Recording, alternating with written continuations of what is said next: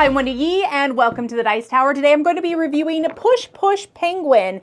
This is a game for 6-year-olds plus. It is a penguin-themed game, and my family tends to adore penguins.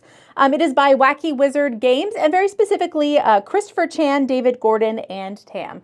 So I'm going to give you a very brief view of how this is played, and then I'm going to share my thoughts. In Push Push Penguin, players are moving down this ice track, and the orca is moving down this water ice track, and eventually they're going to cross over. And you don't want to be the player to cross over with the orca, but instead you want to be the second player. So if this player gets captured or taken by the orca, then this player is going to be the winner because they are second. Everyone else behind is not going to win. So how a turn works is, or a round works, is players have a cup and they're going to have 2 dice inside. Everyone's going to shake up their cup, and then they're secretly going to decide where they want to have their no die, which means that they're going to go nowhere with it, and then their go die, which means that's going to determine how far they're going to move. So it is a roll and move game with a little bit of decision, and then players are going to reveal them, and then everyone's going to take their turn. If you ever land on a space with another penguin, that penguin scooches forward. If you land on a place with a seal, you're going to roll the seal die. If you land on a place with a fish, then you will get a fish, and these are reroll tokens that you can use on your turn, or you can use at the end against the orca to let you keep rerolling the orca die to potentially hide and get away from it. And then finally, there's these little slide spaces that you'll just slide down if you ever land on it. Now, talking about the orca die, at the end of the game, or the seal die, the orca die, whatever, if you do encounter the orca, you want to roll, and your hope is to be able to roll the orca symbol, which means that you're going to be able to hide. If you don't roll that symbol, you can spend fish tokens until you run out, till hopefully you catch it. If not, you get captured by the orca. If you do happen to succeed to run away, you get to go to the back of the line, and the next player is probably going to interact with the orca and then have to roll the die. Like I said before, it is the second player in line after the orca has caught someone that is going to be the winner.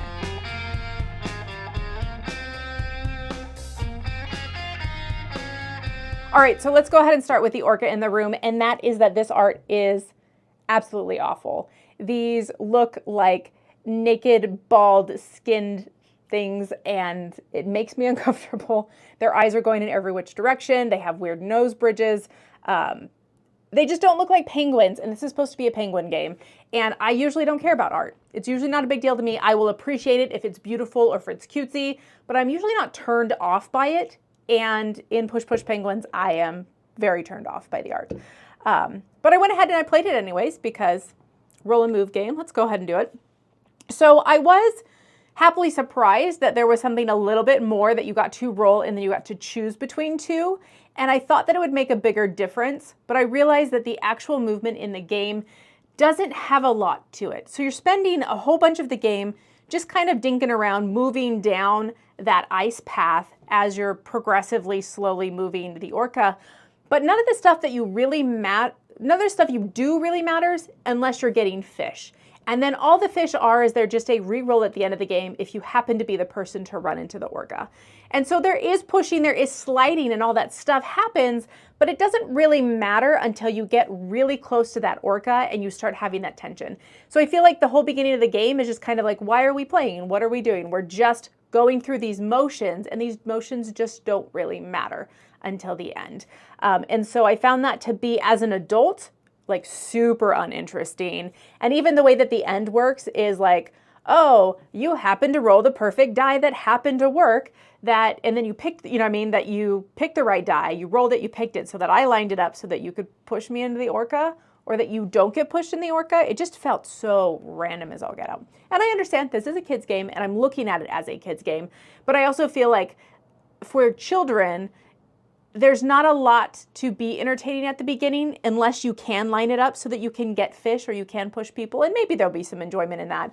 But I don't feel like it's teaching a particular skill with doing those things. I think the skill comes at the end as you are picking the dice and as you're making those intricate decisions of, okay, do I want a 2 or a 3? Right now, if I hit a 2, I would be pushing someone into the orca. You know, but what if they move already and I need to get a 3 for some reason? Like, I feel like that's where the decision is, but it only really happens at the end. And so I'm super disappointed in the art. I mean, just, I guess, final thoughts. So I'm super disappointed in the art. I find that the game itself doesn't have a lot interesting going on until basically your last turn or two, and none of it really matters at the beginning. And then 3, the way that you can hide from the orca is just to re-roll your dice a bunch. And so you could have a kid that's collected, they've spent all this time collecting fish, and they still just roll time and time again, and they can't get that one orca tail because there's just one on the die. You know what I mean? There's only one on the die. So I think it could be fun for children to play.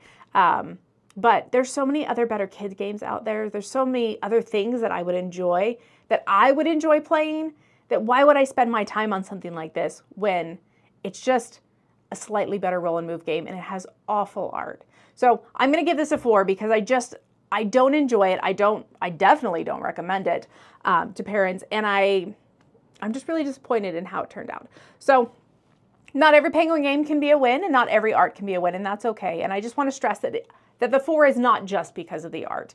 I know that might be a concern, but yeah, the actual game is just, it's quite uninteresting, and I think the only really skill that it's teaching for future game ability is that idea of I'm going to secretly make a decision and then I'm going to hope that it works out later on. But I feel like that skill can be taught in so many better ways. So there you go. That's my thoughts on Push Push Penguin. And thanks for joining me today. I'm Wendy Yi. This is the Dice Tower. And send me some really good Penguin games that you like, because I need a little bit of a palate cleanser. Hey everybody, thanks for watching another video from the Dice Tower. Hey, you want to learn more about us, communicate with us? We have a Facebook group, we have a Discord channel, lots of different ways to get involved with the Dice Tower. You can find that in our Linktree link below. So just click that, it will take you and you can communicate with us on Facebook, join our Facebook groups. There's lots of cool things that you can find and become part of the Dice Tower.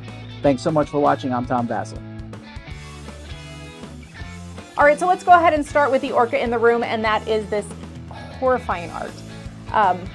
It's also horrifying that I put it upside down.